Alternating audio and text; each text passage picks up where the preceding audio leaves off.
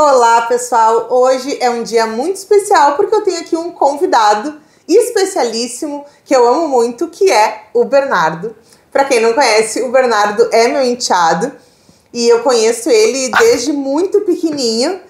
E o Bernardo, então, eu quero que ele se apresente para vocês conhecerem um pouquinho do nosso momento, da nossa história e como que essa história pode te ajudar a resolver problemas que eu sei que estão se passando aí dentro da tua casa, e principalmente se tu for um dos profissionais do SUAS que lida com famílias que tenham problemas similares como os nossos, vai ser um grande recurso para tu conseguir trabalhar com essas famílias e melhorar a qualidade de vida e principalmente do relacionamento entre essa família, entre os membros dessa família. Então, Bernardo, por favor, te apresente. Então, pessoal, prazer, meu nome é Bernardo, eu tenho 12 anos, eu sou do 6º ano. Eu gosto muito de futebol, gosto muito de fazer luta, e sou diagnosticado com TDAH e TOD. E esse é um dos principais motivos pelos quais a gente resolveu gravar esse vídeo, porque o Bernardo tem, então, o diagnóstico TDAH e TOD. Para quem não sabe, o TOD, que é um pouco menos conhecido, é um transtorno desafiador opositor. E dentro desse diagnóstico a gente tem alguns profissionais que entendem que ele não existe, outros profissionais entendem que sim, tem uma diferença ali entre o TDAH e o TOD, outros dizem que o TOD é uma evolução do TDAH. Não é nosso objetivo fazer essa discussão agora, mas o que a gente quer aqui, sim, é poder trabalhar junto com vocês como que a gente lida com isso. Um dos principais desafios para quem trabalha com o SUAS é trabalhar justamente as relações familiares, é ver como que a gente pode lidar com essas situações. E o TDAH tem sido cada vez mais diagnosticado, tanto em adultos quanto em crianças, e vem fazendo com que a gente precise pensar alternativas para que melhore a qualidade das relações dessas pessoas que estão passando, então, por este momento, seja de recém ter o diagnóstico e ter que aprender a lidar com isso, ou então que já está há mais tempo e precisa saber qual a melhor estratégia. O que acontece? Primeira coisa que eu preciso dizer para vocês. Não existe nenhuma receita de bolo que vai dizer, se tu fizer tal coisa vai funcionar. Então, a gente quer trazer uma ferramenta para vocês que a gente usou aqui junto com o Bernardo. Eu e o Bernardo fizemos juntos essa ferramenta, aplicamos juntos. E é uma ferramenta que ela funcionou. Mas ela funcionou neste caso, neste momento. Quando a gente lida com uma criança ou um adolescente que tem um diagnóstico, não só de TDAH e TOD, que é o nosso caso aqui, mas de outros diagnósticos que tenham relação com a questão comportamental, não vai ter uma alternativa, uma ferramenta que tu vai usar e que vai funcionar para sempre. É cíclico. Então tem um momento que funciona e daqui a pouco aquela estratégia que tu utilizou não funciona mais. E tu precisa criar outra. Ou tu vai pegar uma estratégia que tu usou no passado e vai reciclar ela para esse momento. Então eu vou te dar aqui essa ferramenta. Se tu já usou, talvez possa reciclar ela para o momento atual. Ou se tu nunca utilizou, te aconselho a tentar construir ela aí com a tua família ou com os usuários que tu esteja atendendo, de acordo com quem está me assistindo aqui, que eu sempre gosto de falar para esses dois públicos, porque eu recebo muitas pessoas que são usuárias da assistência social que me procuram para tirar dúvidas, então eu gosto sempre de falar para esses dois públicos. Bom, vou falar um pouquinho do caso do Bernardo para vocês também entenderem, né? Porque tem um contexto. O Bernardo, ele descobriu a questão do TDAH no momento em que nós estávamos na pandemia. Foi ali que começou a aparecer. Logo ali na pandemia, depois da pandemia, onde ele estava começando a vida escolar dele, que geralmente acontece realmente nesse período. Então a gente teve bastante dificuldade, porque estava todo mundo isolado dentro de casa, a gente não sabia o quanto que tinha questões que podiam ser desse isolamento, quanto que tinham questões que eram realmente dele.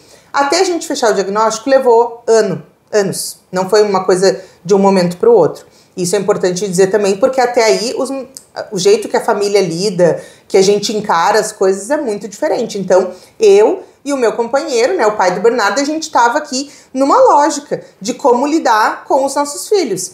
E aí a gente começou a ver que não funcionava aquilo que a gente estava tentando passar com o Bernardo. E ele também não conseguia corresponder, porque era uma coisa que a gente estava fazendo que não funcionava para ele. Então, até a gente descobrir o diagnóstico, poder considerar isso e fazer com que desse certo, demorou um tempo. Bom, altos e baixos, tá, gente? Não tem uma coisa assim, agora a gente descobriu a felicidade plena e tá tudo bem. Não, a gente vive altos e baixos aqui. E nós passamos por um período muito bom do Bernardo, do qual a gente ficou muito feliz, a gente deu parabéns para ele, a gente falou o quanto que ele conseguiu crescer, que ele conseguiu evoluir na forma dele de se relacionar, que é um dos grandes dificuldades, desafios para ele, é a questão das relações. Então, a gente conseguiu ter um momento muito bom e de muito crescimento. E agora, parece que a gente está entrando naquele momento que a coisa meio que embaralha, que já não, as estratégias que a gente estava usando não funcionam. Então, foi neste momento que a gente vem com esta ferramenta. E que está ajudando o Bernardo a pensar mais sobre ele e pensar mais como que ele pode agir nas situações. E aí, Bernardo, eu queria que tu falasse um pouco o que para ti é diferente ser um adolescente com TDAH em relação aos teus colegas, por exemplo, que não têm TDAH, se tu nota, se tu percebe alguma diferença, se tem alguma coisa que para ti impacta mais, assim. É muito minha concentração, por causa que eles ficam vidrados assim na professora, assim, no quadro, quando tá passando alguma coisa, assim, e eu já, eu acho que é por ter o meu TDAH, eu tô pensando uma coisa, aí passa alguma coisa e já me concentro em outra, aí eu já me concentro em outra coisa. Mas os meus colegas, eu acho que por eles não terem TDAH, eles são vidrados em uma coisa que no caso é a aula. E tu nota a diferença quando tu toma o remédio e quando tu não toma? Com certeza. Com o remédio eu acho que é muito mais fácil de me concentrar, muito mais fácil de eu conseguir escrever, copiar as coisas e tudo tomando remédio. E nas relações, que daí é importante dizer, né, gente, que o Bernardo ele toma uma medicação, mas ele tem um acompanhamento tanto psiquiátrico quanto terapêutico mesmo, assim, psicológico. Então ele tem um suporte de profissionais também, além do manejo em casa. E acho que é importante também dizer isso porque muitas famílias têm a expectativa de que vão chegar e vão ter um profissional e que esse profissional vai dizer como lidar, né, como tratar com essa criança, com esse adolescente que tem um diagnóstico, seja ele como o nosso ou outro. E nós, como família mesmo, eu tendo toda a experiência que eu tenho e toda a bagagem de atendimento com criança e adolescente, com diagnósticos como esse, entre outros, não é fácil. E a gente quer sim que o profissional diga, faz isso, porque a gente tenta tudo que a gente tem. Tudo que a gente sabe, ou que nos ensinaram, ou que a gente viu ou pesquisando, e parece que às vezes nada funciona. Então tu quer que alguém chegue e te diga, olha, faz isso. Então esse nosso vídeo de hoje é uma tentativa minha e do Bernardo de ajudar adolescentes e ajudar as suas famílias a lidar com essa situação, né? É um jeito da gente contribuir com aquilo que a gente passou, pensando em toda a evolução do B e que ele tá num momento muito bom, né? Que a gente tá tentando se manter aqui na crista da onda. A gente tá tentando se manter, então é um momento muito bom. E a gente quer dizer para vocês que, então, essa questão da medicação é muito importante ter esse acompanhamento. Não dá para ficar sem o acompanhamento, porque se tu se automedicar, provavelmente vai ter várias situações que tu não vai nem te dar conta e vai estar te fazendo mal, assim. Pode te prejudicar. Por exemplo, já teve medicações que deixaram o Bernardo com uma indisposição física muito grande. A gente já teve medicações que deixavam o Bernardo muito irritado, por exemplo. Então, é importante ter um acompanhamento de um profissional que ele vai poder analisar isso e conversar e trazer possíveis situações que possam ocorrer do uso da medicação, tá? Mas eu queria te perguntar, B, que eu acho que talvez muitos adolescentes possam passar por isso, que é a diferença entre que tu sente para a questão de te relacionar com as pessoas. Eu acho que no início eu acho que vai muito bem, começa uma relação, pode ser de amizade, pode ser qualquer coisa. Começa muito bem, mas quando acontece alguma briga ou alguma coisa, eu sempre acabo, fazendo isso pra mais, me irritando pra mais. Uma coisa que é desse tamanho, eu acabo fazendo uma coisa desse tamanho, gigante. Aí, acaba que eu acho que eu me estresso muito, que acaba, às vezes, eu me afastando das minhas amizades. E tu acha que isso é por conta do TDAH, que é um pouco do que a gente conversou hoje, né? Por isso também que eu fiz essa pergunta pra ele, que foi muito uma coisa que saiu muito da nossa conversa hoje. Mas tu repara que colegas que não têm um TDAH também podem fazer isso?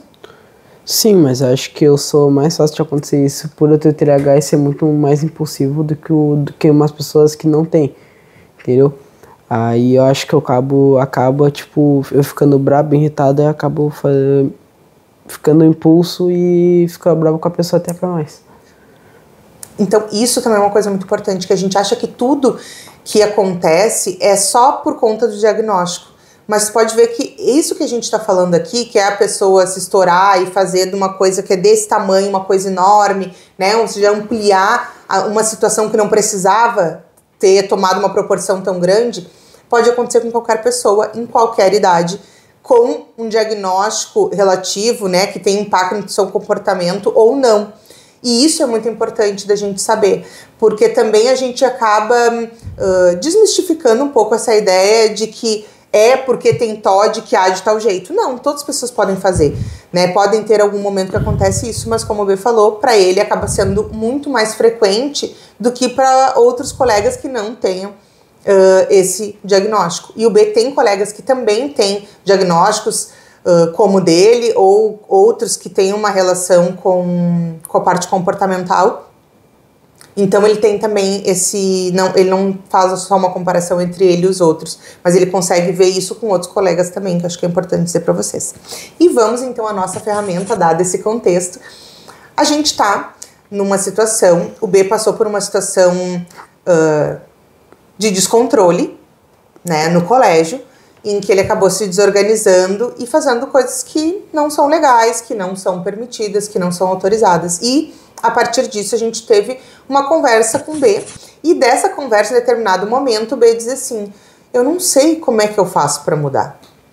E por que eu tô contando para vocês isso? Porque essa ferramenta, ela não pode simplesmente chegar do nada e dizer, vamos fazer isso hoje. É uma ferramenta que ela vai ser muito mais bem utilizada se ela vier do momento em que a própria pessoa esteja querendo promover uma mudança, em que a própria pessoa esteja tendo consciência de que ela tem uma dificuldade, ela percebe essa dificuldade, ela quer fazer uma mudança, mas ela não sabe como. Então a gente vai utilizar essa ferramenta para ajudar. Então, qual é o objetivo desta ferramenta que eu vou apresentar, eu e o B vamos apresentar para vocês? É a gente criar como se fosse um manual de boas práticas, específico, exclusivo do B, pensado para ele, e pensado para ele nesse momento, que daqui a pouco pode ser que a gente tenha que reatualizar isso ou mudar até totalmente de acordo com as mudanças, que a gente sabe que a adolescência é um momento de muitas mudanças, então pode ser que a gente tenha que ficar atualizando ele bastante. Mas a nossa ideia era construir mecanismos que o B pudesse utilizar hoje para os desafios, para as dificuldades que ele tem hoje. Então, como que começou? Primeiro a gente foi lá e disse, bom, tudo aconteceu porque o B ficou muito irritado num determinado momento. E aí a gente começou a trabalhar não a situação, mas começamos a trabalhar a partir dessa ideia. Bom, ele tem atitudes que não são legais, que prejudicam ele, prejudicam outras pessoas quando ele está muito irritado. Então, o que deixa o B irritado? E aí, nós começamos aqui com esta folha. E nesta folha, o B foi escrevendo o que deixava ele irritado, por que deixava ele irritado. E aqui, por exemplo, se tu gosta de fazer diário, tu pode utilizar como teu diário, escrever no teu diário. É um primeiro momento onde a gente larga aquilo que tá primeiro na cabeça, mais superficial. Se tu for trabalhador do SUAS, eu vou falar muito mais focado em como ensinar alguém a fazer, tá? Então, se tu for trabalhador do SUAS, seria um passo a passo de como tu ensinar as famílias a implementar isso aqui, que esse é o nosso objetivo. E se tu for uma pessoa que tá vindo buscar, não como um trabalhador, que quer utilizar isso como uma ferramenta de trabalho, mas sim como uma família que quer buscar isso como uma ideia de agir aí, eu vou falar mais focado exatamente para ti, tá? Então, para os trabalhadores do SUAS é como utilizar isso para as famílias que vocês atendem, tá bom? Então, aqui fica como se fosse um diário. O B não tem essa prática de escrever em diário, então a gente tentou fazer a escrita. Por que a gente fez por escrita? Porque, primeiro, tem uma questão de esquecimento, né, B? Que tu esquece bastante as coisas. E outra que o Bernardo é muito concreto. Isso é uma característica, inclusive, do diagnóstico dele. Ele é muito concreto, ele precisa ver as coisas. Então, sabe aquela ideia de, peraí que eu vou desenhar pra ti? É isso, vamos desenhar. A gente precisa colocar em algo visível para que pro B aquilo faça sentido. Então, por isso que toda essa ferramenta, ela é baseada em escrita, tá? Para que realmente consiga ver. Se tu estiver trabalhando com uma pessoa que não sabe escrever, isso pode ser feito, por exemplo, a partir de desenhos. Porque o mais importante é que a pessoa consiga acompanhar o processo mental que é feito aqui, tá? Então, fez esse primeiro esboço. Aí, do que ele escreveu aqui, a gente chegou à seguinte conclusão. B, o que te traz irritação? E aí, o B trouxe... Ai, nossos post-its estão desgrudando. O B trouxe esses 4. Diz aí, B, quais são os 4 pontos que te trazem irritação? Pressão, xingamento, fazer o que eu não quero fazer e castigo. São essas coisas que fazem o B se irritar. A partir disso, a gente começou a trabalhar cada um desses pontos. Eu vou mostrar para vocês a nossa ferramenta. Essa aqui é a nossa principal ferramenta dessa técnica que eu tô apresentando para vocês, tá? Então aqui, nós começamos primeiro com ele escrevendo. Mas aí a escrita acabou tomando bastante espaço e ele fez uma primeira escrita e depois dessa primeira escrita, a gente viu que não era bem aquilo. A gente precisava refinar, precisava trazer mais para o concreto, mais para o detalhe, para que ele tivesse um entendimento, uma percepção mais concreta, mais próxima da realidade do dia a dia dele, que isso é muito importante. Então a gente passou para os post-its. Mas eu confesso que eu não gosto muito dos post-its, porque eles meio que deixam a coisa meio assim bagunçada. E pro B, isso não é legal. O B precisa de muita organização da parte física para que o mental dele também se organize. Mas funcionou pra gente, tá? Então aqui, a gente pegou os xingamentos e ele disse do que xingam ele. Ao saber do que xingam ele, a gente vai trabalhar cada uma dessas coisas que incomoda quando chamam ele daquilo. Então a primeira coisa, B, que te chamam que você não gosta. Quando as pessoas me chamam de TDAH, que no caso seria quando as pessoas não têm o que falar e me chamam de TDAH. Elas querem te xingar, querem te desqualificar, na verdade, né? E isso, pro B, é uma forma de discriminar ele. É uma forma de usar algo que ele não pode alterar, que ele não pode mudar, que não é uma coisa de escolha, né? E aí usam aquilo pra agredir ele. Então isso é uma forma, assim, de discriminar. É uma forma de tu, de certa forma, também excluir a pessoa, porque ele já foi excluído de várias questões por conta disso. Então, de vários momentos, né, no colégio por conta disso. Então, um dos xingamentos que ele recebe é esse, tu é TDAH e tal.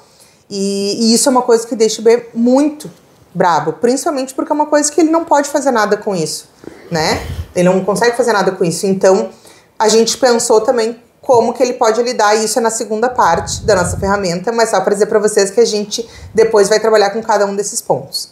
A outra coisa que importante era... quando brincam comigo, tipo, falam mais alto do que às vezes eu não preciso, entendeu? Tipo, claro que eu penso, quando as pessoas, elas começam a falar comigo, só que aí elas não estão me xingando, não estão brigando comigo, mas elas estão falando alto. Aí, tipo, eu já penso, nossa, será que essa pessoa tá brigando comigo? Será que essa pessoa tá fazendo alguma coisa pra mais comigo? Ele tem essa dificuldade de entender isso. Então, por exemplo, em casa, comigo, com o pai dele, ele já consegue perguntar, vocês estão brigando comigo? Porque a gente trabalhou isso com ele, que muitas vezes ele não entendia a nossa conversa. Ele achava que era uma briga e não uma conversa, uma orientação. E ao achar que era uma briga, de pronto ele já reagia, de combater, de entrar para brigar. E isso dava um problema de comunicação enorme. E aí sim gerava realmente uma briga entre todo mundo. Então a gente conseguiu fazer uma evolução e hoje o B consegue perguntar e dizer, né, olha, vocês estão brigando comigo? Então isso é uma coisa que o B já aprendeu a fazer e que ajudou bastante a gente, porque quando ele pergunta, se ele tem dúvida, já aconteceu da gente dizer, não, B, a gente não tá brigando, a gente só tá te orientando. Ele, tá. E aí, fica tranquilo, né? E também já aconteceu dele perguntar, vocês estão brigando comigo? Sim. nós estamos brigando contigo, a gente não gostou do que tu fez, porque não sei o que, porque isso é errado. Coisa de pai e mãe que a gente, né? Enfim, quem é responsável por uma criança, por um adolescente, vai ter momentos que vai passar por essas situações e com B não vai ser diferente, né? Tá, aí depois a gente veio aqui pra pressão. Na parte da pressão, eu pedi pro B dizer o que acontece quando ele se sente pressionado e não dizer quando é os momentos de pressão. Porque pressão pode acontecer num momento que não esteja sendo pressionado, mas ele está sentindo uma pressão daquele momento, como pode acontecer num momento de grande estresse que tenha muita pressão. Para nós aqui o mais importante era entender como ele se sente e não o fato em si que acontece, diferente do xingamento, que para nós o importante era reconhecer o fato. Então, na pressão, a primeira coisa que tu falou, como tu te sente, aqui as duas. Eu me sinto atucanado, me sinto acelerado e com raiva. E aqui?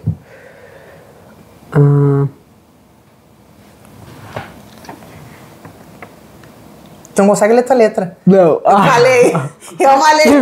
Meu. Ô, o gato tá dentro de casa. Tem um gato dentro de casa. Tu tá até um cabelo aqui. Tem um gato dentro de casa. Alguém faz favor, tira daquele gato lá. Não, mas deixa até a parte que ele diz. Ah, que merda, meu. Bota um pi. Entendeu? Faz isso. Tá. Eu vou ler pra ti. Tu botou aqui que é quando tu tem muito pensamento misturado. É sim. Eu tenho tipo... Então, isso é uma característica bem forte que a gente nota no B, que é, por vezes, eles estarem em momentos que a cabeça dele tá fervilhando. Tá cheia de coisa. Então, por que é importante a gente saber em que momentos, como que o B se sente quando ele tá se sentindo pressionado? Porque se quando ele se sente pressionado, ele se irrita, ele consegue perceber esse momento a partir da cabeça dele. Olha, eu tô cheio de pensamento. Isso é um indicador para ele de que é um momento de tensão, é um momento de pressão e tal, e que a gente vai falar melhor sobre isso na próxima ferramenta, mas essa percepção é crucial para o que vai vir depois. Aí, fazer o que eu não quero. O que tu não quer fazer?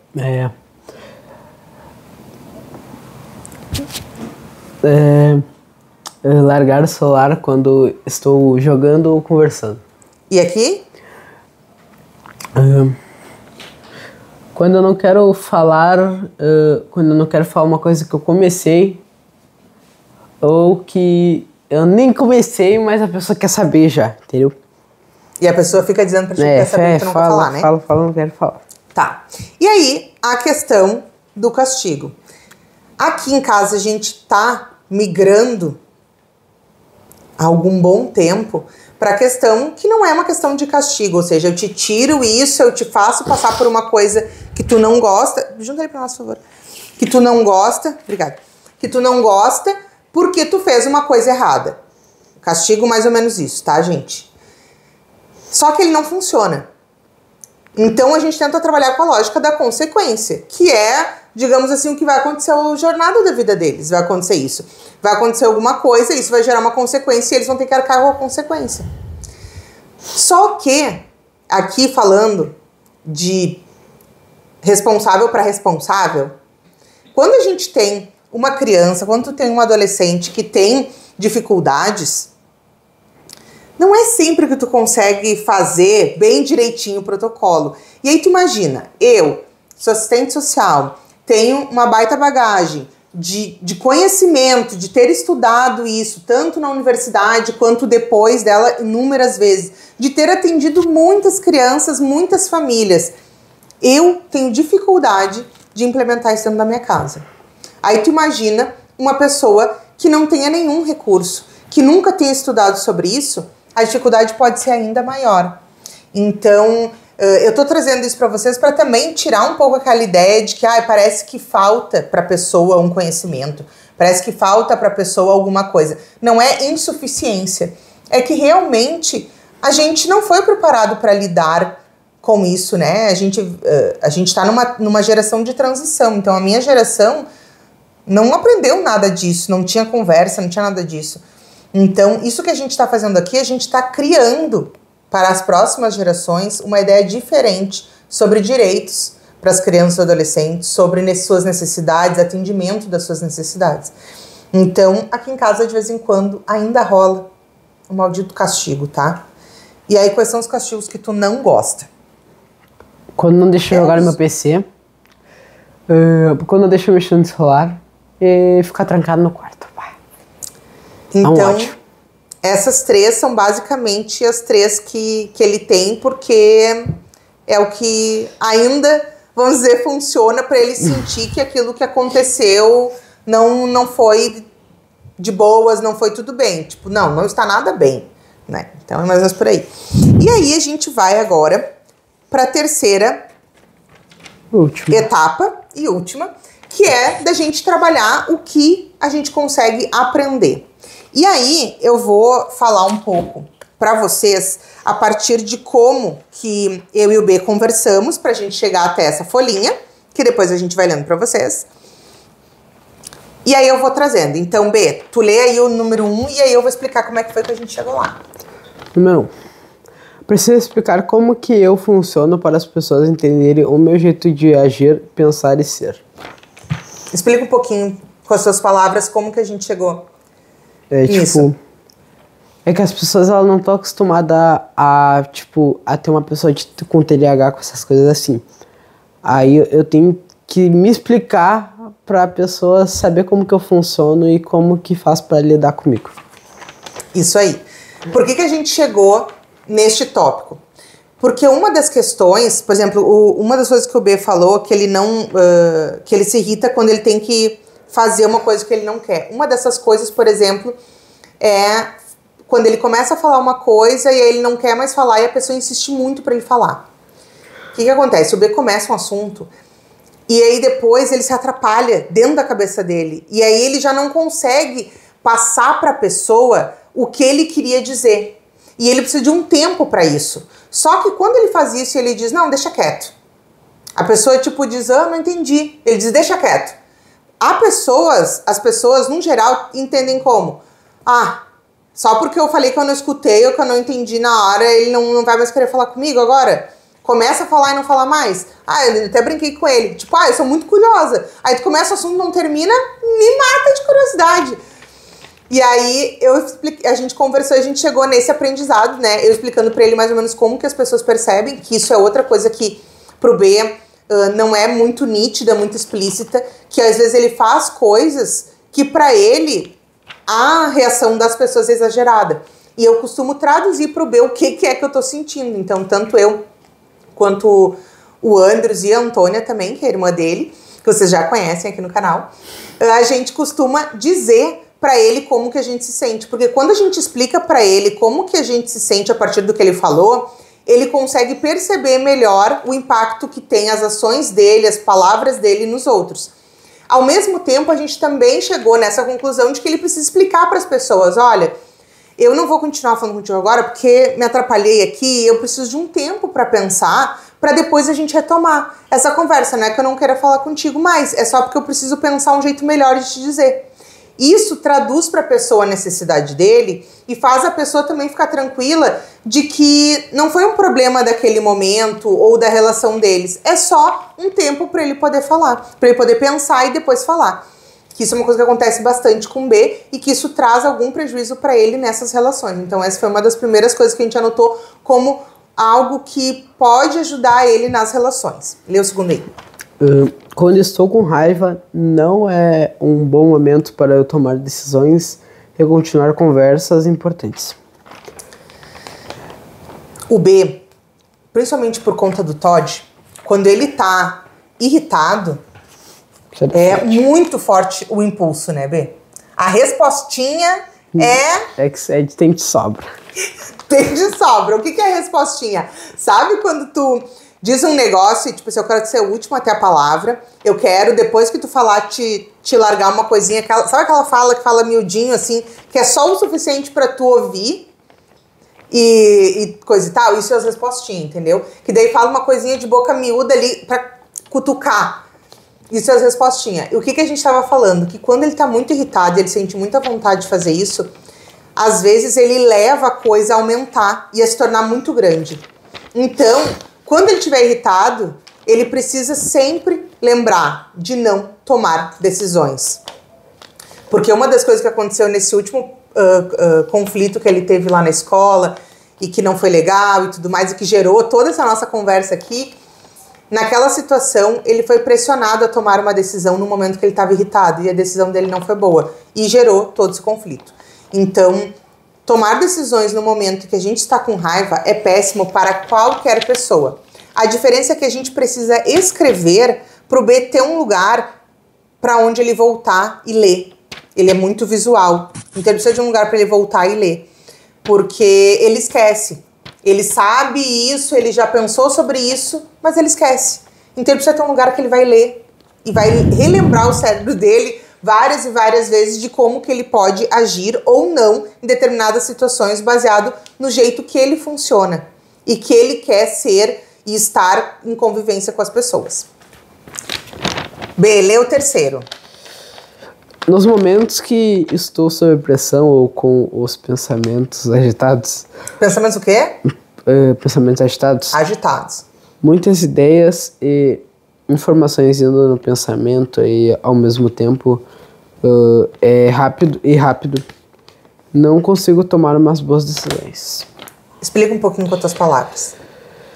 É que, tipo, quando eu tô sob pressão, eu tô muito agitado, muitas coisas pensando ao mesmo tempo e acaba que eu posso fazer uma decisão errada. Aí é melhor, tipo, eu não tomar decisão, por causa que eu tô muito sob pressão, todo mundo vai, faz isso, faz aquilo, aí eu acabo ficando com muito pensamento, esse no momento não vai ser bom pra mim tomar uma certa decisão. Isso fala um pouco do outro tópico que a gente estava falando, mas também fala em relação a essa agitação mental, que no próximo tópico a gente vai também falar sobre isso, porque quando a cabeça da gente está muito agitada, qualquer pessoa, independente de ter qualquer diagnóstico ou não, qualquer pessoa está com a cabeça muito agitada, os pensamentos parece que eles vêm um em cima do outro. E tu não consegue terminar um raciocínio antes de começar, antes de vir a outra ideia, a outra informação na cabeça. Então, como tu não consegue finalizar raciocínios, é como se tu sabe quando tu tá, uma música tranca e ela começa e não segue, começa e não segue? É isso, imagina que isso tá acontecendo dentro da tua cabeça. E acontece, só que é como se a letra mudasse da música, mas ela sempre travasse em determinado lugar. Então, isso acaba também gerando um aumento de ansiedade e de estresse do momento pelo que está acontecendo na tua cabeça, além do que está acontecendo no teu entorno, na situação que tu está vivendo. Então, acaba sendo muito complicado. Só que muitas vezes, quando está sob pressão, e aí foi isso que eu e o B a gente conversou, o B não tinha essa percepção de que acontecia isso na cabeça dele. Foi quando a gente começou a conversar, eu falei, tá, mas como é que tu te sente quando tem pressão? Ah, eu sinto isso. Tá, mas tem uma coisa física? Tu sente alguma coisa no corpo? Aí ele começou a pensar. Aí tá, e como é que fica a tua cabeça? Ah, fica a teu jeito. Então, essas são as perguntas que a gente precisa fazer, né? De acordo, dependente do tema que tu vai utilizar para fazer essa ferramenta, tu tem sempre que ir mais fundo. Tu tem sempre que tentar pensar mais o detalhe, né? Perguntas, por exemplo, como porquê, ou como tu te sente, e aí o que tu faz. Isso vai levando a pessoa como se a gente estivesse passando por um funil, onde vai ficando cada vez menor, até sair lá embaixo só aquilo que realmente importa. E aqui para nós o que realmente importava é como que essa pressão se manifesta para o B perceber que ele está sendo pressionado. Porque isso é outra coisa, ele não percebe na hora que ele está sob pressão. Então, de novo, essa reflexão da cabeça muito agitada e muitos pensamentos é um indicador para ele, olha, agora você está sob pressão. E ele se dá conta de que ele está sob pressão, senão ele não consegue ter essa noção e ele acaba fazendo as coisas achando que tá tudo acontecendo normalmente, ele não tem essa percepção de que mudou alguma coisa, né? Lê a próxima que vai ter a ver com isso que a gente está falando. Quando estiver com pensamentos ou sentimentos negativos, preciso diminuir os estímulos para me acalmar. Preciso evitar aparelhos eletrônicos, locais com muitas pessoas e lugares com muito barulho. Uma das coisas que eu e o B a gente construiu é justamente isso. Quando tem um momento de que o B tá com a cabeça agitada, tá com, principalmente vem pensamentos negativos, que é fruto dessa irritação que ele tá sentindo, uma das coisas que a gente observou é que ele acaba tentando se sentir melhor, só que ele, na tentativa de se sentir melhor, ele aumenta os estímulos. E uma das coisas que ele faz bastante é pegar o celular. Então, em vez dele acalmar a mente dele para pensar com um pouco mais de tranquilidade, de calma, ele acaba aumentando os estímulos. E isso faz com que ele fique mais agitado ainda. Então, quando ele está com a cabeça muito agitada, o que a gente combinou que para ele fica melhor? Isso tudo foi baseado nas coisas que o B foi falando, de como ele se sente, o que ele faz em cada um dos momentos. A gente foi pegando, e aí a gente não tá trazendo aqui, porque são particularidades da vida dele, da privacidade dele, né? Mas a gente foi pegando várias situações que aconteceram já na vida dele, e a gente foi indo uma a uma, pegando como exemplo para tentar olhar isso. E aí, com isso a gente viu que ele acaba ficando mais agitado com essas três situações. Primeiro, quando ele pega o celular, o eletrônico, às vezes ele pega para olhar o WhatsApp, às vezes ele pega para jogar um joguinho, para olhar alguma coisa no YouTube, só que isso, em vez de deixar ele mais calmo, deixa ele mais tenso, porque ele tem mais estímulos além de todos aqueles que estão na cabeça dele. Outra coisa é estar num lugar muito barulhento. O barulho, o B é uma pessoa que, quando tem até, por exemplo, muitas pessoas falando ao mesmo tempo, ele se atrapalha, ele se atravessa nas conversas, ele tem dificuldade com esse momento que tem várias coisas, justamente porque ele dá atenção pra tudo, como ele falou antes, tipo, ele tá prestando atenção numa coisa, daqui a pouco surge um negócio aqui, opa, já vem pra cá, aí surge outro lá, opa, vou pra lá. Então, tu imagina que isso que eu tô representando, olhando com vocês, é o que acontece dentro da cabeça dele. Então, ele acaba não conseguindo saber quando as conversas já terminaram ou não terminaram, e aí isso acaba atrapalhando. Geralmente a gente tem que dizer pra ele, ó, B, a gente tá ainda falando, B, não terminamos aquele assunto, pra ele, tá, vou esperar, pra depois ele conseguir continuar. Só que isso na vida, em sociedade, nem sempre ele consegue fazer, né, nas relações dele. Então é uma coisa que ele precisa diminuir os estímulos. Então é isso, olha, eu tô num lugar que tem muita gente, que tá com muito barulho, ou que tem muito eletrônico, e minha cabeça está agitada, eu preciso evitar esses três. Eu vou... E aí, segue no próximo item aí que a gente fala disso. 5. Para me acalmar, posso pedir para ir a um ambiente mais tranquilo, coisas que me... coisas que me acalmam. Pera, mais um... posso pedir... Pode ler de novo, quer ler de novo? 5. Para me acalmar, posso pedir para ir a um ambiente mais tranquilo. Coisas que me acalmam. Escutar música tranquila e com letras positivas, andar de bicicleta, ler mangás ou história em quadrinhos. Já foi? Tá. Uhum. Deixa a folhinha para não fazer barulho, lembra? Sim. Isso foi uma outra coisa. Saber que pode solicitar sair do ambiente que está sendo estressante e que está deixando ele mais agitado. Muitas vezes o B... Não, ele sabe o que poderia deixar ele melhor, mas ele acha que ele não pode pedir isso. Então, por exemplo, ele tá lá no meio de um momento, de um lugar estressante, né? E ele, às vezes, pensa, eu não posso chegar para a professora e dizer, professora, por favor, me deixe para um lugar calmo, para eu me acalmar, que minha cabeça está muito agitada. Só que ele precisa saber que ele pode fazer isso, né? Qualquer pessoa pode fazer isso. Então, isso, ao ele conseguir comunicar para as pessoas a necessidade dele, fica mais fácil das pessoas ajudarem ele e também fica mais fácil dele mesmo se entender e ter um resultado mais rápido de baixar a bola, né? De conseguir se acalmar. Então, é isso, ele pode pedir, principalmente, a gente falou muito isso em função da escola, por isso que eu usei o exemplo da prof, que ele vai poder pedir, então, para ele ir para um ambiente mais calmo e conseguir se acalmar. Até porque, quando ele está irritado, ele não consegue prestar atenção na aula. Então, ele ficar dentro da sala de aula não é proveitoso para ele e nem para as outras pessoas. E ele vai demorar muito mais para se acalmar. Então, ele ir para um lugar mais tranquilo vai ajudar ele a fazer isso mais rápido. E outra coisa, ele pensar como ele pode se acalmar, de fato, que saiu daquela confusão e ainda tá, né, saiu do momento ali, daquele lugar, mas ainda tá se sentindo estressado. O que deixa ele mais calmo? E aí o B falou dessas coisas que deixam ele mais calmo, que é escutar música, andar de bici e ler os mangás, né? Sim. Ler os mangás, que o B gosta bastante de ler mangá, então e isso é uma outra coisa que é muito legal, porque o B, ele falou uma coisa que pra ele é bem diferente, né? Fala aquilo que tu falou de entre ler o Harry Potter, que ele tem os livros do Harry Potter, que ele gosta de ler, e ler o... É tipo assim, quando a gente tava...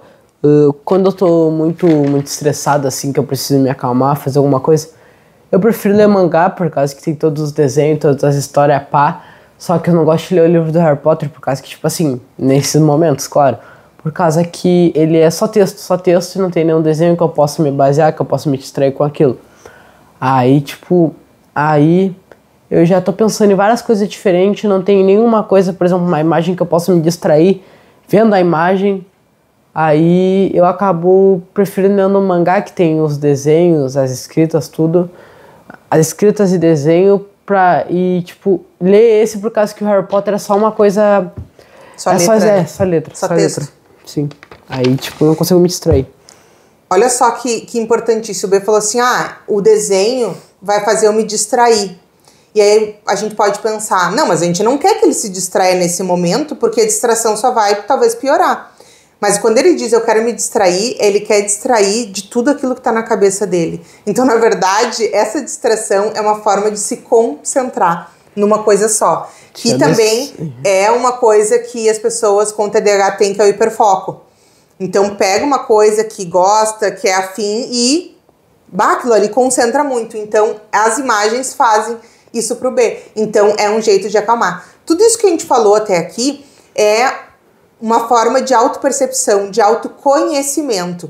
Quanto mais autoconhecimento a gente dá para os adolescentes, mais ferramentas eles vão ter para lidar com as situações desafiadoras que eles têm no dia a dia e que a gente não tá lá para conseguir dar um conselho ou para tentar usar coisas que nós, pais ou responsáveis pela criança, sabemos que pode fazer. No nosso caso aqui, quando o B tá estouradaço, a pessoa que mais sabe lidar com ele é o Andres, é o pai dele. Então, o pai dele tem um poder de acalmar ele, que é deixar ele explodir ali, falar tudo que ele quer falar, e o pai dele, tipo, não, ele só tá falando isso da boca pra fora, depois ele vai passar, e aí ele se acalma. Se pega o Bernardo irritadaço, ele fala um monte de coisa, eu já peraí, também já quero falar, entendeu? Eu não consigo ter essa tranquilidade. Então, esse autoconhecimento que a gente tá falando do B, também precisou ser, o meu autoconhecimento também precisou ser o autoconhecimento do Andres, pra gente saber qual de nós dois podia fazer o melhor atendimento pro B em melhor manejo em determinadas situações que ele se encontrava, né? Quer passar pro próximo aí? Bora. 6. Quando eu estiver irritado por essa área de castigo, não posso discutir o assunto antes de me acalmar. Como é que funciona, B? É que acaba que, tipo, quando eu tô irritado, que eu já não vou poder fazer uma das coisas que eu mais gosto, que é jogar no meu PC, por exemplo. Aí eu já tô muito irritado com isso, aí, tipo, eu não tô, nesse momento eu não tô de cabeça aberta, eu não tô com a mente aberta pra conseguir discutir, pra falar, pra resolver isso. Aí eu prefiro, tipo, dar uma acalmada, fazer outra coisa pra eu conseguir me distrair, pra depois eu ficar com a mente aberta pra poder resolver isso. Então, o que acontecia? Quando o B recebia, digamos, o castigo, que é, B, tá sem eletrônico. Ele pirava, né? Daí já ficava atucanado e ele queria discutir aquela situação. Queria dizer, mas... Aí ele pegava e abria um baú e trazia pra fora qualquer coisa que tivesse pro baú, principalmente dizer, porque a Antônia não sei o quê. Qualquer argumento é válido, né? Vem nessa hora, traz tudo pra fora. E aí, ao trazer tudo pra fora, o que acontecia? Nós também ficávamos irritados, porque daí a gente tinha que trabalhar com ele outros assuntos que não tinha nada a ver com aquilo ali e dizer, não, Beto, tu tá misturando.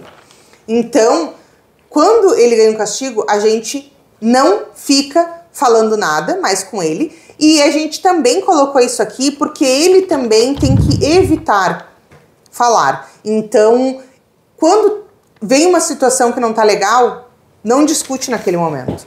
Isso retoma lá pro outro que a gente falava, quando tá com raiva, não pode querer conversar, fazer uma discussão importante. E essa discussão do castigo, que é de fazer uma combinação ou de tentar compor um outro jeito que não seja através do castigo, que essa é a intenção dele, acaba falhando quando ele tá com raiva, porque ele fala as coisas tudo atravessada. Então, é isso, espera, te acalma e depois a gente retoma. Porque o castigo não é para ser uma lei divina que chega e ela é soberana. Fim do mundo. E o fim do mundo, exatamente. Ela é para ser uma forma de dizer que aquilo ali extrapolhou todos os limites e que agora a gente precisa frear, a gente precisa parar. E, num geral, eu e o André, a gente opta por tirar o eletrônico porque o eletrônico agita muito a cabeça do Bernardo. Então, tirar ele do eletrônico acaba sendo uma alternativa de ajudar ele a acalmar a cabeça e pensar. Então, esse é um dos castigos, vamos dizer, que a gente mais dá, que a gente acha que é o que mais vai ajudar ele a pensar, né? E agora a gente tá no último, né, Bê? Não, tá em 7º, falta mais um. Tá. No caso é o 7º e depois o 8º. Ó. Se alguém me chamar de TDAH na escola com a intenção de me discriminar ou desqualificar, eu tenho o direito de solicitar para um monitor ou professor ou coordenador que registre o que aconteceu e quem as pessoas envolvidas. Tá. Uma coisa que eu acho super importante nisso de falar, o que tu fala pra gente quando acontece uma coisa ruim e a gente diz pra ti procurar um adulto? Por causa que, tipo, se eu não procurar um adulto, ainda mais eu que sou muito impossível, é capaz de eu como eu tá muito irritado, tipo, até por causa que isso é uma coisa que me machuca bastante, que eu fico muito irritado, é melhor eu chamar um adulto de eu tentar ser o adulto e resolver a parada, que aí eu acabo fazendo besteira e acaba dando ruim. Então é mais fácil eu chamar um adulto pra resolver nesse momento do que eu mesmo pra resolver por conta própria. E quando tu fala pra gente uma coisa que eu acho importante dizer, porque eu acho que tem muita gente que sente isso que eu vou te dizer agora, que eu queria que tu falasse, que é quando tu diz assim, não vou aceitar. Por causa que, tipo, eu não vou aceitar isso por causa que eu não gosto, eu não vou aceitar isso por causa que... Não é por causa que eu tenho que entregar que eu sou uma pessoa diferente, então... Eu vou lutar por esse direito que, mesmo eu tendo TDAH, eu sou uma pessoa. Então, eu não vou aceitar ninguém me xingar. Sabe o que acontecia? Quando o B dizia que ele não ia aceitar ninguém xingar ele, era... não vou aceitar. Sim, eu vou comer na porrada, é isso. Era exatamente isso. Era o Todd gritando nos ouvidos dele. Eu imagino assim, um Toddzinho. É um personagem que fica aqui na orelha dele dizendo, faz tal coisa, sabe? É isso. E aí o B ficava muito irritado. Ele, não vou aceitar, porque não sei o que parará. Já enchia aqui o peitinho de pombo, que a gente briga com ele, que já quer dar aquele corpo, aquela coisa, né? E só que isso não era uma coisa que resolvia. Era uma coisa que piorava a situação. E a gente veio trabalhando com o B, o que significa não aceitar? É isso, não vou deixar isso passar quieto. Tipo, não vou aceitar que essa coisa aconteça e eu não faça nada com isso. Para que isso tenha algum efeito, a gente precisa ter algo que fazer. E uma das coisas que é importante a gente dizer para os adolescentes quais são os direitos deles. Mas não adianta eu dizer o direito, você tem direito a não ser discriminado. Tá, isso não me diz nada. O que significa isso? Isso significa, daí foi o que a gente colocou aqui, que como isso tem acontecido mais na escola, a gente focou nesse lugar, que é o colégio, que eles têm o direito de chamar um adulto responsável e pedir que isso seja registrado. Não é só ir lá e reclamar, é ter um registro. Porque uma vez que a gente tem esse registro, a gente cria um histórico dessas situações para que a gente possa também, junto com o B, cobrar da escola uma postura, uma vez que essas situações de discriminação estão acontecendo dentro do ambiente escolar e que isso prejudica o Bernardo não só em como ele se relaciona dentro desse espaço, mas também no sofrimento que ele fica e que ele carrega em todas as áreas da vida dele. e que gera muita necessidade de manejo nosso em casa, para que ele consiga entender o que aconteceu, consiga perceber como que ele pode trabalhar com isso dentro do coraçãozinho dele, de como ele se sente e, portanto, como que ele pode agir nessas horas, que é chamar uma pessoa e, claro, chega em casa, conta para nós e nós também vamos estar conversando com a escola, que é o que a gente faz com a escola dele. A escola dele é sempre muito receptiva, nesse caso é uma escola que nos acolhe muito bem, assim. Mas mesmo que fosse uma escola que não nos acolhesse muito bem, eu já falei para vocês em outros vídeos que eu sou a mulher do registro, então manda um e-mail para a escola, manda um WhatsApp, a forma de comunicação que for possível, mas registre que esta criança, esse adolescente está fazendo, e caso for uma coisa que a gente vai ter, então, esses registros, se tu for profissional do SUS, estiver atendendo uma família que está passando por isso, e tu vê que tem muitos registros, é a hora da gente chamar para fazer aquela reunião intersetorial ou chamar para uma redinha e conversar sobre isso, porque isso já teve impactos muito importantes na desorganização geral do Bernardo por conta dessas situações terem acontecido. Então, não é uma coisa que fica só naquele momento e acaba. Ele trouxe para casa, ele não conseguia estudar, porque ele ia para a escola pensando que ele tinha que se defender o tempo inteiro de todo mundo, porque as pessoas achavam isso e aquilo dele, e a opinião das pessoas acabava importando. Então, tudo isso são coisas que a gente ficou trabalhando em casa, então tem um impacto muito grande. Último, a oitavo. Quando alguém estiver falando alto e... Quando alguém estiver falando alto e eu acreditar que a pessoa está brigando comigo antes de reagir, vou me certificar de que vou certificar de que é uma briga. Como posso fazer isso? Perguntar para a pessoa se ela tá brigando comigo. Posso dizer que o jeito dela de falar e se expressar comigo, eu sinto que está brigando comigo. Posso perguntar se isso é que a pessoa quer fazer. Como eu falei, o B ele já conseguiu aprender quais são os momentos em que ele sente que eu e o Andres, a gente tá brigando com ele, e ele dizer, vocês estão brigando comigo? E a gente poder dar aquele retorno para ele. Eu já falei isso aqui. Mas pode ser que ele esteja num momento que ele não se sinta confortável de perguntar pra pessoa, tu tá brigando comigo?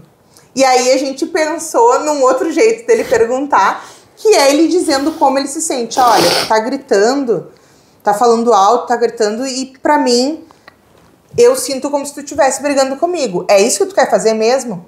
E aqui, a gente ensinar uma narrativa, a gente ensinar um jeito que pode dizer é super importante, porque às vezes os adolescentes, mais adolescentes, porque crianças já é mais difícil da gente promover isso, né? Mas os adolescentes, eles não sabem o jeito de falar, palavras que podem usar, frases que são interessantes dentro do vocabulário deles. Então ali a gente criou uma frase que dentro do vocabulário do B faz sentido para ele falar aquilo, e que é um jeito que ele disse assim, eu posso, durante o momento que a gente estava fazendo isso várias vezes, essa técnica que eu ensinei aqui para vocês, várias vezes ele me perguntava, mas eu posso fazer isso? Eu posso perguntar para a pessoa que ela acha, ou se ela tá brigando comigo? Tu entende que para um adolescente, ele não entende coisas que ele pode fazer, que são desse processo de socialização?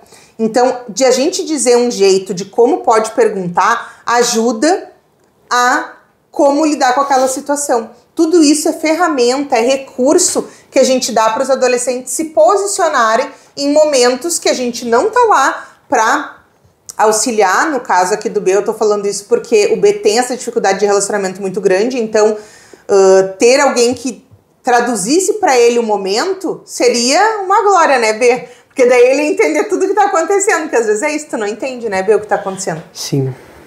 Então, como não tem isso, a gente dá para ele essa ferramenta, esse recurso de, pode perguntar desse jeito, ajuda ele a, naquele momento, comunicar a outra pessoa o que ele sente, como ele percebe, e a outra pessoa também dizer. E aí tem um plus, né? Que isso, eu falei até pro B, isso é uma ferramenta que a gente usa com adulto, né? De como lidar com situações desafiadoras.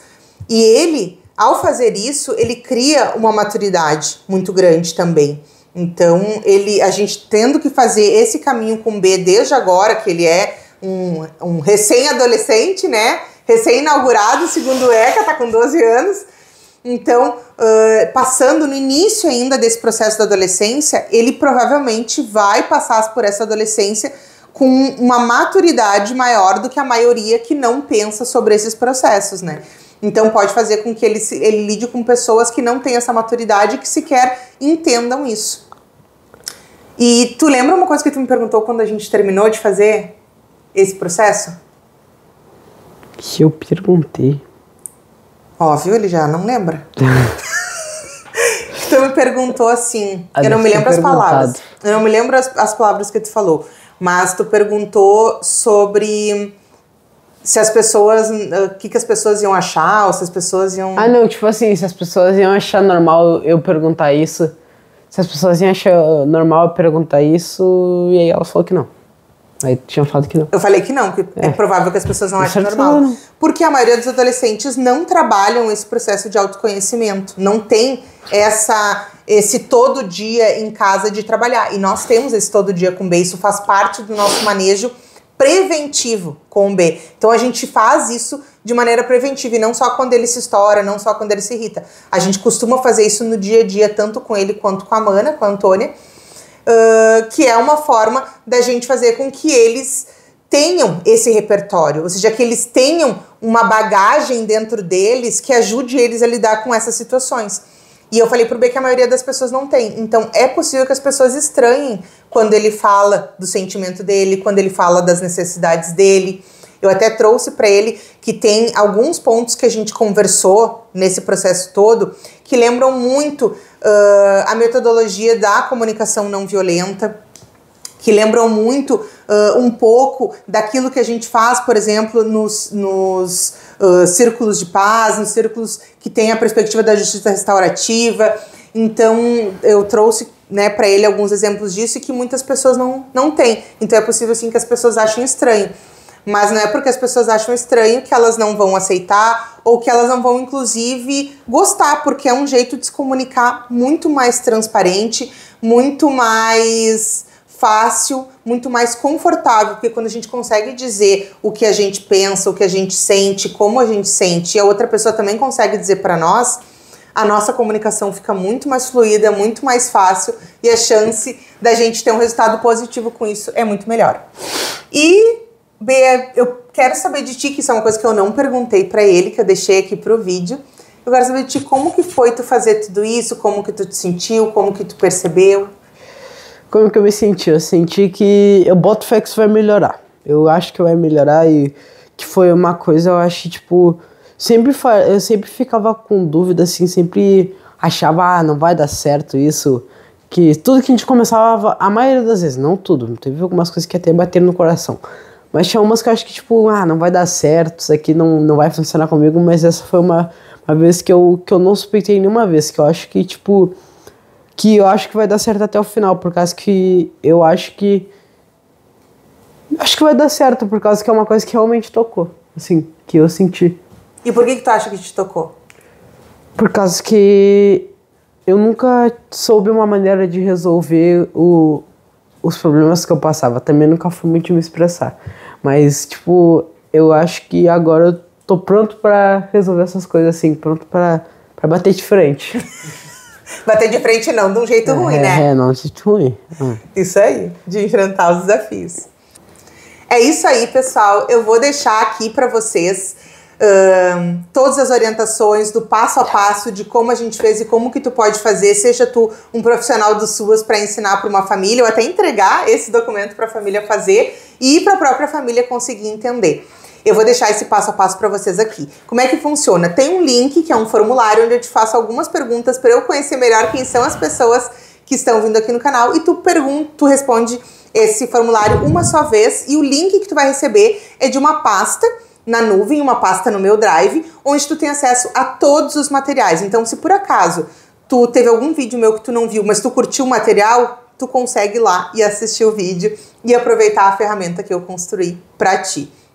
Espero que a gente possa ter ajudado, né, B? Com que era certeza. a nossa ideia, a nossa intenção.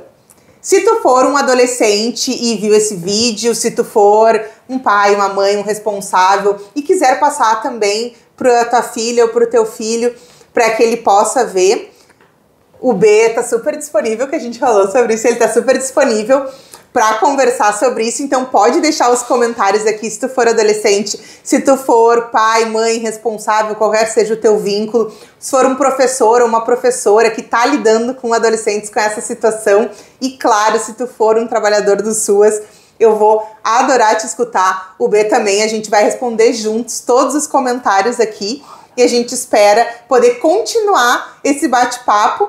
E aí eu e o B vamos depois trazer, depois de algum tempo aí, já experimentando as novas técnicas, como é que foi. Beijão. Tchau, pessoal. Muito obrigado por me ouvir aqui. E é isso. Beijo.